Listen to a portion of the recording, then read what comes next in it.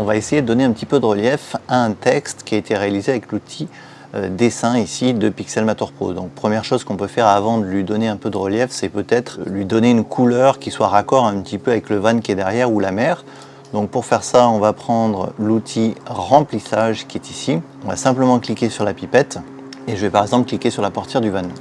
Hop, une fois que la couleur a été copiée, il suffit ensuite de glisser votre couleur sur le texte et la couleur s'applique. On va maintenant lui donner un petit peu de relief avec les ombres. Donc pour ça, vous allez dans Style, l'outil Style, vous appuyez sur le raccourci S et ça va activer cet outil qui est là.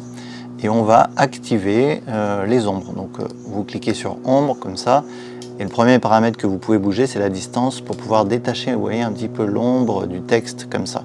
Si vous souhaitez que l'effet soit un petit peu plus discret, vous pouvez augmenter le flou et vous voyez que ça donne un résultat un petit peu plus naturel. Alors ce que vous pouvez faire également, si vous voulez, vous pouvez à nouveau prendre la pipette et par exemple prendre un autre bleu qui est ici, hop, et là on a une ombre maintenant qui est bleutée, d'accord? Je vais revenir sur une ombre noire, voilà. Je vais rajouter cette fois-ci une ombre interne. Le principe est le même, sauf que l'ombre va apparaître à l'intérieur du texte. Alors vous voyez, on va l'accentuer un petit peu comme ça, et c'est le même principe, vous pouvez rajouter du flou. Voilà, comme ça, pour donner un effet un petit peu plus réaliste. Et là, encore une fois, vous pouvez tenter d'aller mettre votre pipette un petit peu partout pour aller donner un effet. On peut essayer de cliquer sur le blanc, voilà, ça donne un effet assez sympa. N'hésitez pas également à jouer sur l'angle, ça peut donner des effets assez différents, et également sur l'opacité, vous voyez, plus ou moins prononcée, et ainsi que les modes de fusion pour pouvoir réagir avec la photo qui est derrière, tout simplement.